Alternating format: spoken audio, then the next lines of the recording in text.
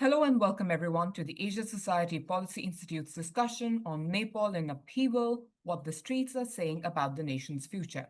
I'm Farwa Amer, Director of South Asia Initiatives here at the Asia Society Policy Institute in New York. Nepal, a nation of nearly 30 million people, has just witnessed one of the most significant episodes of public outrage against the political system in its modern history. On September 8, tens of thousands of young Nepalese took to the streets protesting against corruption, entrenched nepotism, and a government ban on social media that had further inflamed public anger. What began as peaceful demonstrations led by the country's Gen Z quickly turned deadly with clashes between protesters and police forces. As the crisis deepened, Prime Minister Oli and several key officials resigned, and the army intervened to restore order. Nepal now has an interim prime minister, former Supreme Court Justice Sushila Karki, the first woman to ever lead the Himalayan nation. But while a new chapter has opened and streets have gone quieter, the path ahead remains uncertain. How will Nepal's political institutions respond to these demands for accountability and reform going forward? What role will youth continue to play in shaping the country's democratic trajectory? And what does this say about the political instability being witnessed across South Asia? To unpack these questions, I'm joined by two distinguished experts. My colleague Rishi Gupta, Assistant Director of Asia Society Policy Institute in New Delhi, and Mr. Deepak Gyawali, academician at Nepal Academy of Science and Technology and former Minister of Water Resources. Thank you both for joining me today. So, without further ado, if I could just kick this off with you, Rishi. You've been monitoring these developments closely here at ASPE. Could you help us set the stage and walk us through the key developments last week that saw the most intense and widespread protests that I mentioned in Nepal and led to the resignation of key officials? So, handing over to you, Rishi. Thanks so much for having me. As you mentioned in the intro, that the trend Nepo Kid that certainly changed the trajectory of Nepal's political landscape that exists today.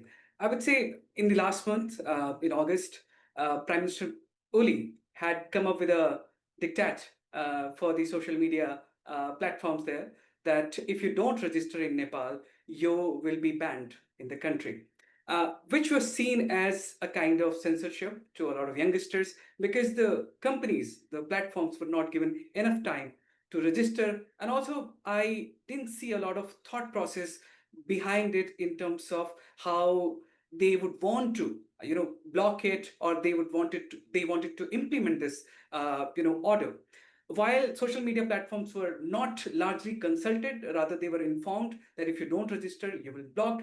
And I think again, so the youngsters who really rely on social media, along with their parents, along with their other, people who are part of, I would say, social media network. For example, a lot of Nepalese live outside Nepal, so it was a problem for a lot of people to even engage with their loved ones and relatives. So what started as a process of the government to ban social media platforms because they did not align with a certain order, it eventually became a censorship or rather a control on social media, especially a view from the Gen Z side or the Gen Z youth. And finally, I think when they tried protesting peacefully in the Kathmandu Valley or the city itself, it actually escalated because government saw again as it is a something against their wish, and as Prime Minister Oli has always portrayed himself as more of my right is always right. I think that also did not go. So basically there was a clash of an ego, and that eventually became a kind of a deadly protest, and finally a lot of people have lost their lives, and the country today stands at a very uh, and the country today stands very unstable. We do see that Nepal has appointed a new prime minister.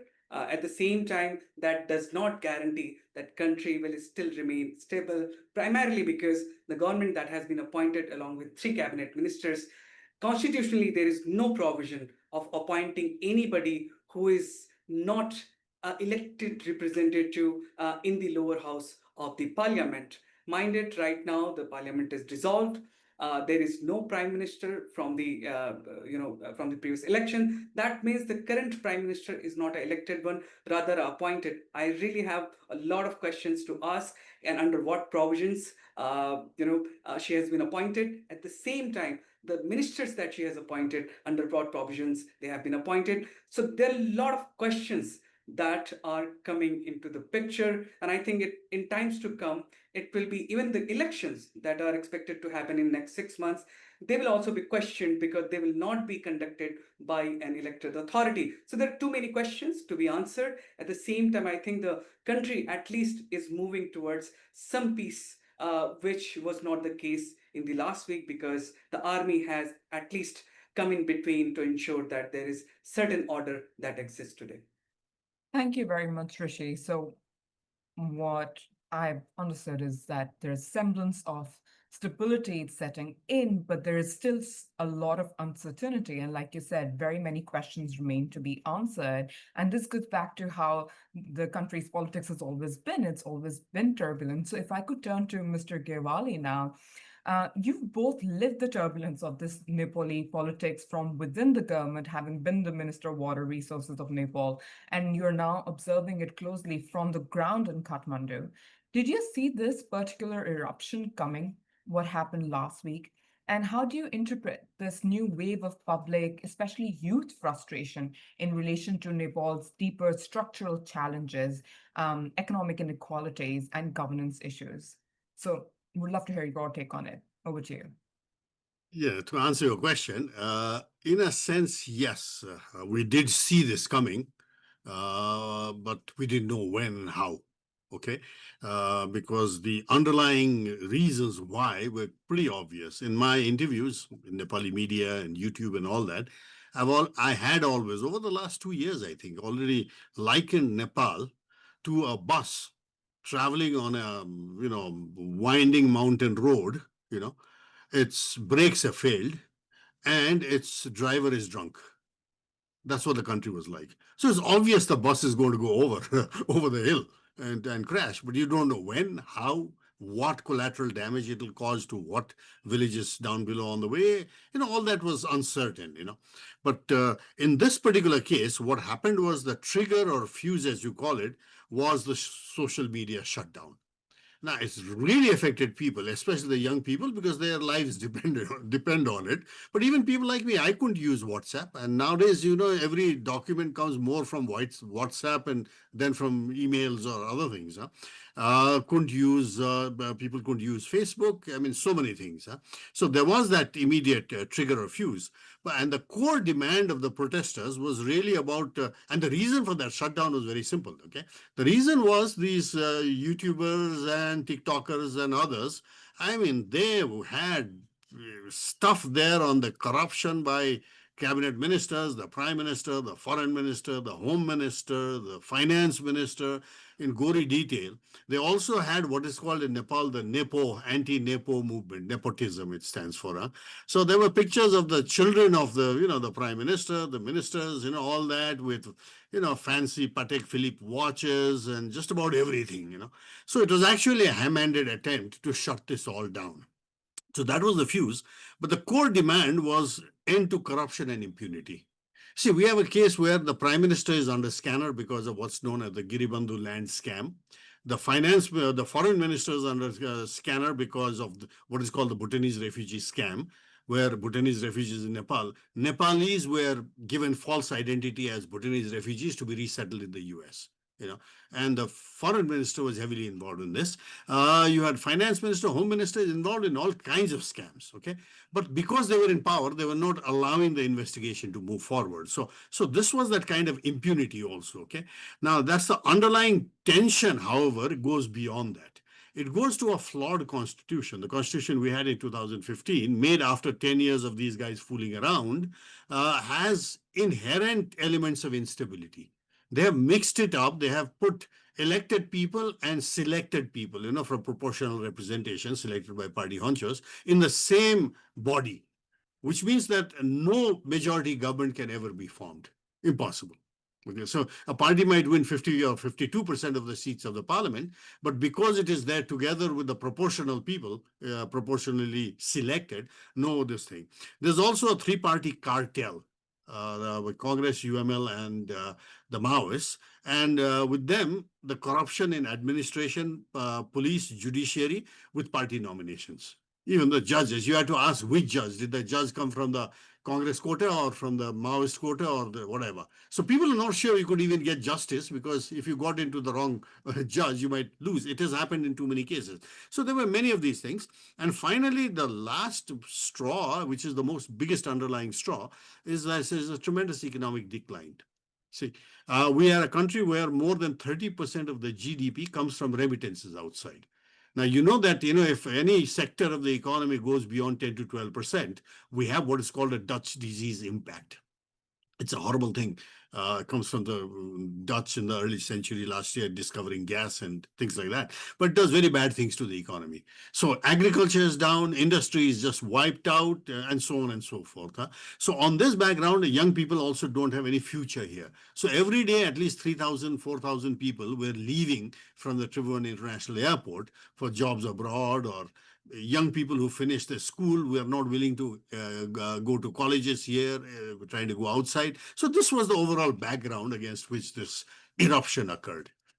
Well, thank you very much for explaining that so well. Clearly, there are challenges in the country, one that are economically profound, as you mentioned, the brain drain being very real, which has demotivated the youth. It's kind of the trend that you also see in the region, but we'll talk about it a little later. But I want to stick with you, Mr. Gewali, and want to have a little bit of a forward-looking assessment now.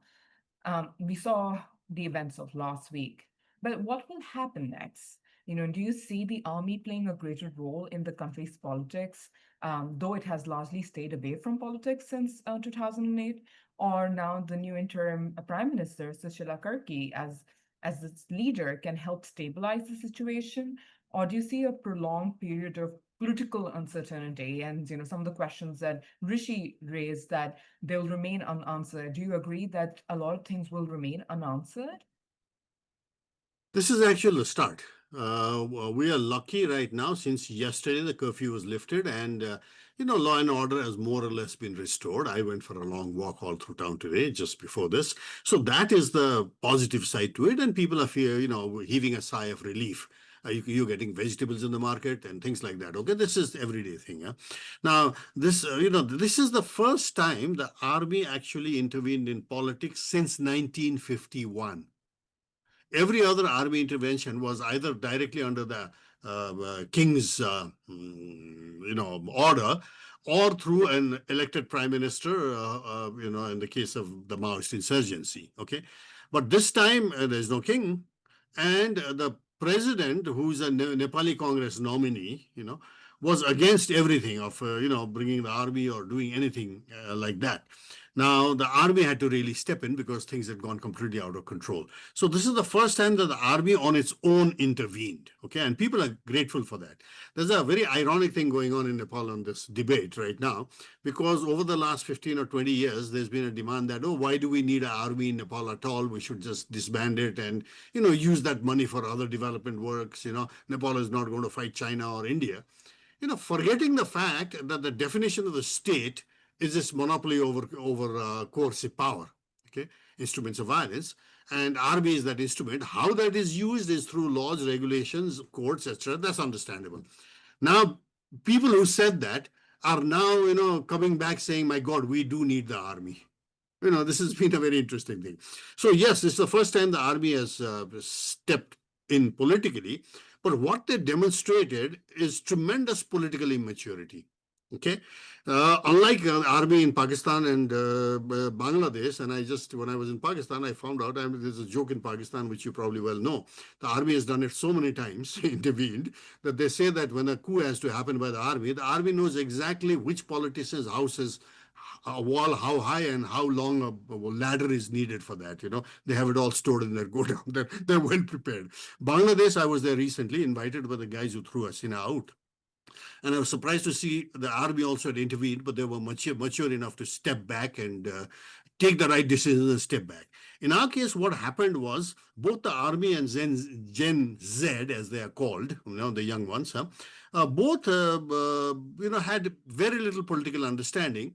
All they were interested is, we get a new government, okay, and that happened. But it is left behind a very flawed constitution intact. It has left all the structures, corrupt structures, birthed by that intact. For instance, the upper house is still in existence. Now, what do you do with it? You know, except for those guys continue to get salaries, and you don't know what they will do. Okay, the courts. There's a list of 20 judges who are so corrupt that they should be thrown out. That's still going on. So it is. The immaturity was just hoping that the election will be held in 6 months, will solve the problem. Is not going to solve the problem, because the parties were so corrupted through and through. They have not reformed. There's no sign of their now reforming. Okay, so it's doubtful whether elections will even be held in 6 months. Many people like me doubt it. But even if it is held, there's a big problem, because the entire structure of this elections and parties has been so rigged that there is no guarantee that the same crooks will not come back to power. So this is where the problem is, and the emerging facts of the protest also are causing a lot of people a lot of worries, because now it's emerging that there were certain very unsavory NGOs behind it. Okay, where the Maoist party, which was out of power, they're out of this coalition right now. Apparently, behind a lot of the violence, many of these Maoist gathers were also involved. It was not so much the Gen Z. Okay, and a very interesting thing has happened, which is not a good sign. For the first time in 70 years, Dalai Lama has congratulated a Nepali prime minister. It has never happened till now. Now, this Nepal has always maintained a neutral position between China and India, has maintained that Tibet and Taiwan and all are China's internal problem, is a one China policy, as does the US and India. Okay, now they have a different thing, US and this thing. But for Nepal now to have a prime minister who is congratulated by Dalai Lama, and to have one of those NGOs who took part in this uprising in their website have the Free Tibet people, emblazoned there, is not a good sign. First, the Chinese did not even congratulate the prime minister. They congratulated her belatedly yesterday only. But it's not. It does not point to stability. It points to dangers of Nepal losing its non-aligned nature, which is a very different, dangerous thing for a country between Nepal and but between India and China. Thank you very much for that, and bringing in the external pressures as well, and how the foreign policy is going to figure itself out, or how the new leadership, the interim leadership, is going to go about it till we get to a point where there could be democratic elections at all. But we've been waiting on the ones in Bangladesh. We know how these processes go. But this is a very good segue to my next question to Rishi, actually, since you brought up the relationship and the policy that Nepal has vis-a-vis its neighbors. Rishi, we've seen similar youth-led protests in Bangladesh last year, and that political transition had particularly strong bearings for its relationship with India. How do you see India and Nepal ties now evolving in the aftermath of last week's events, and especially what Mr. Gewali just shared about the Dalai Lama congratulating the Prime Minister for the first time in 70 years? Over to you. Thank you, Farwa. I think in both the cases, be it Bangladesh or Nepal, India has actually entered unknown territories. Why? Because India right now does not know whom to interact with. The Gen Zs, they don't have a face. That is one. Two, what India can do best right now is be proactive. And that India has done since the protests started. Prime Minister was very quick in tweeting on the first, saying that he's really disheartened looking at the violence that has occurred in Nepal. In the following statements made by the Ministry of External Affairs, India has hoped and asking people of Nepal to exercise restraint. That is second. So there have been continuous communication or messages from the Indian side to the Nepalese side. Two, India certainly understands that engaging with Gen Z is not easy. Why? primarily because I would say, look at the 2015 border protests that happened, or the border blockade, the so-called border blockade that happened. Similar kind of trends were observed on the social media. For example, go back India, back of India. Similarly in 2020, you see the territorial dispute that happened. Again, those, I would say, trends started resurfacing on the social media. So it's the same generation of people with whom India has faced a kind of problem in the past. And I see that, if something or a wrong step from the Indian side could lead to an entire swarm of criticism from the Nepalese side. And again, social media will again be the most used platform in that sense. So I would say India has entered an unknown territory, but I would say India, for the first time, what I'm observing is doing public diplomacy on, or I would say, it's conducting its foreign policy publicly. For example, Prime Minister Modi was in Manipur recently, and for the first time, he spoke or addressed the Nepalese youth and congratulated them for their will, for their commitment towards strengthening the democracy. At the same time, he also congratulated the Prime Minister, the interim Prime Minister, on her election, on her appointment. Pardon me. So India's proactiveness speaks volumes on how India is really not finding reliable partners right now to engage with. Certainly, the old guards are gone. If even in the trio, the Prime Minister Deuba, former Prime Minister Deuba, former Prime Minister KP Sharma Oli, and former Prime Minister Pushp Kamal Dayal Prachanda. All three, despite their problems, at least some of them were reliable. For example, Nepali Congress was certainly a reliable partner to India. But all three are gone, at least for now, from the exact scenario that is existing. So India, at least in many ways, has to engage, and I think it is relying on the younger population of the Gen Zs for being the face. But at least India does not know who are the faces and whom to engage with. So therefore, this is my understanding, that India would observe and will be keenly looking at all the new developments, and it would certainly engage with the government of the day, as well as the people who are representing the voices of the younger people. Plus, it will also engage with the political parties on the sidelines, because just mind it, as Mr. Gavali said, that political parties will not be going anywhere. They will remain, because there is no alternative structure that is proposed, or an alternative structure that is existing. So in the absence of a structure that one could imagine, I think there are really many unknowns, and India has to deal with them. But I think the second part of my answer would be, India's challenges are numerous. One would be that we do have an open border, which has been a gateway for people to people, and a lot of trade takes place through that. At the same time, it has also been a gateway for a lot of non-state actors, like terrorists, using these, routes for carrying out their operations in India or against India. So India is on high alert. India would want to, be careful about what passes through those borders. At the same time, the nature of India-Nepal relation is such, or I would say the deep-rooted people-to-people ties are such, that even if it wants to close the border, it will be impossible, because the movement of people is very important between the two countries, and that is actually the basic and fundamental, when it comes to Nepal-India relations. And always mind it, every time something wrong has happened in the bilateral ties, there have been two entities that India has always relied on. One would be the people-to-people ties, and second is the army, because that remains the most reliable institution for between the two countries. Thank you, Rishi.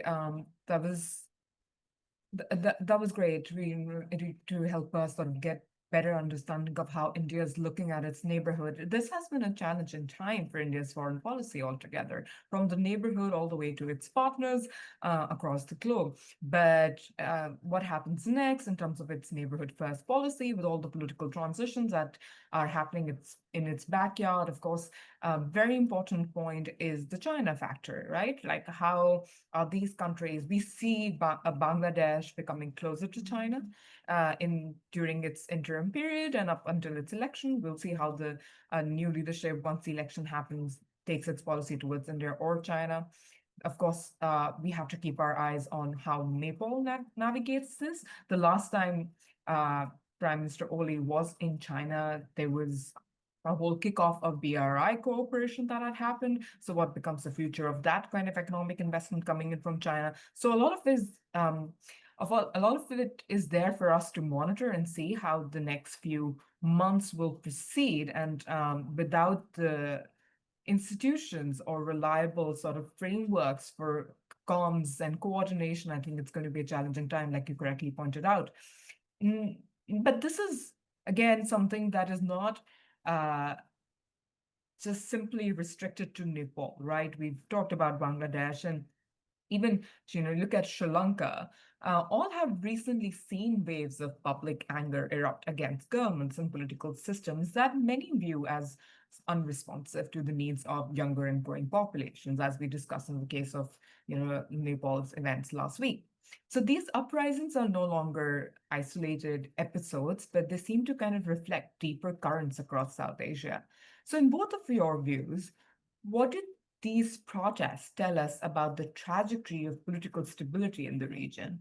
And how do internal pressures intersect with external shocks, some of which we just discussed? But there's also global economic volatility happening right now that's intensifying geopolitical competition.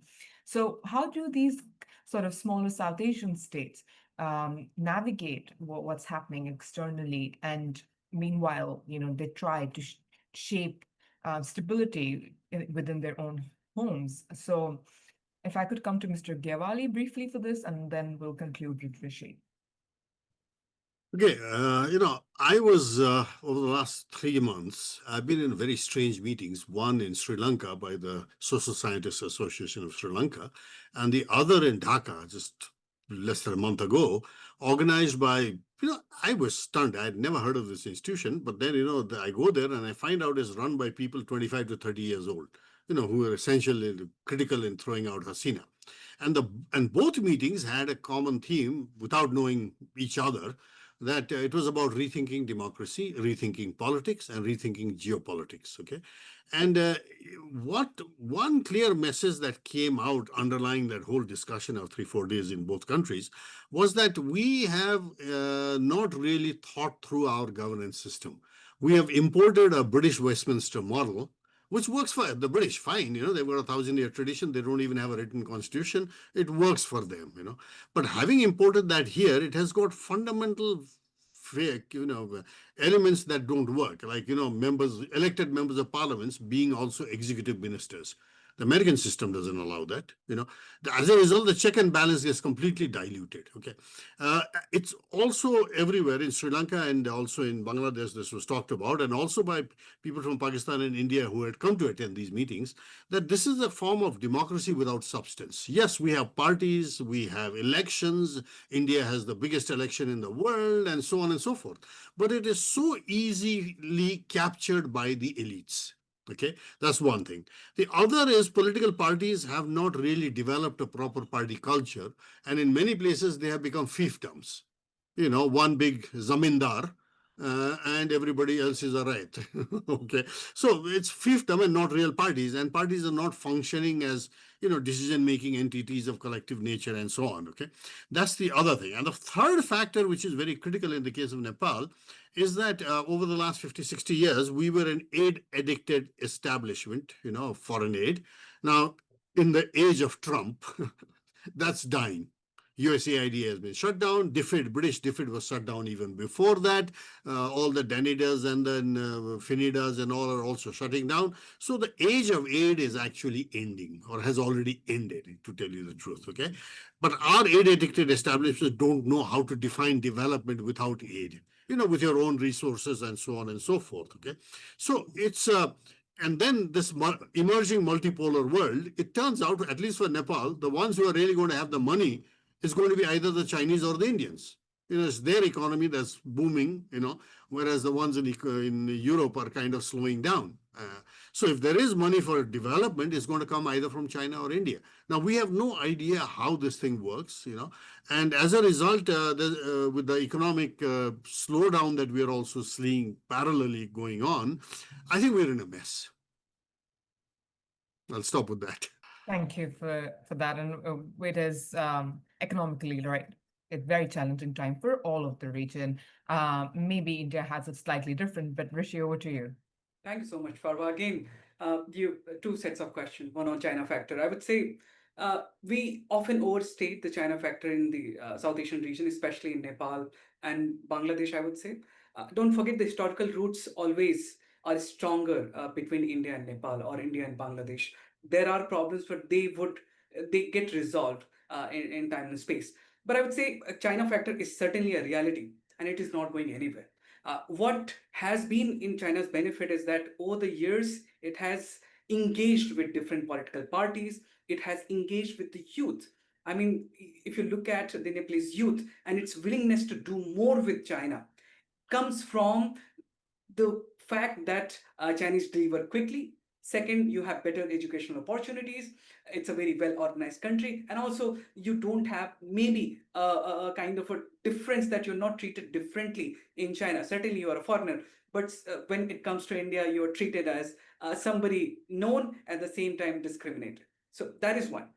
Second, I would say there has been a constant thought that if there was a demand for change, we should come up with a solution that is democracy. As Mr. Gavali said, we borrowed democracy from the West without even realizing what system worked best for them.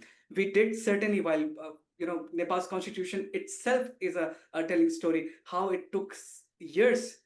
Despite missing several deadlines, it took years for them to come up with a constitution, and a constitution that was in many ways flawed.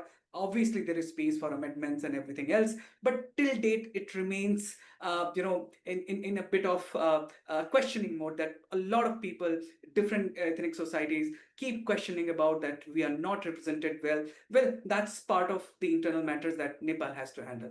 But on the outside, I would say, if we look at the neighborhood per se, we certainly have a very unstable neighbor, and how we deal with it would remain how better we engage with all the parties.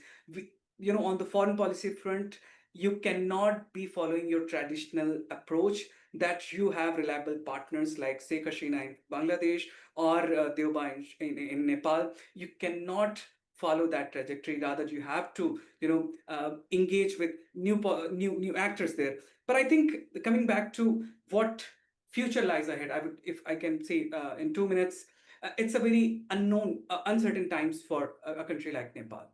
All the systems, for example, in 1990s, the political parties were banned, political parties protested against the panchayati system, the political parties were reinstated.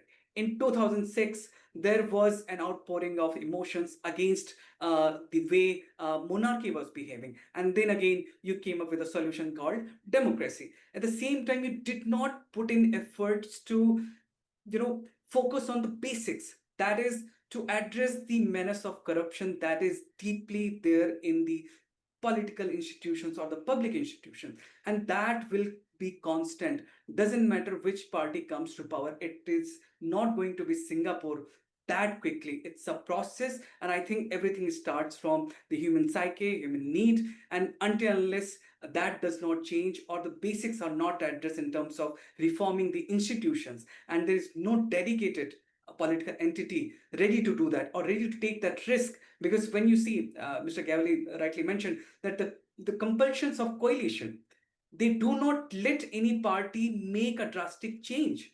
So rather, they start coexisting with a flawed system. And that has absolutely happened in Nepal. And I think that needs to change. For that, constitutional reforms have to take place. For that, the leadership has to understand or be in sync with the demands and needs of the current generation.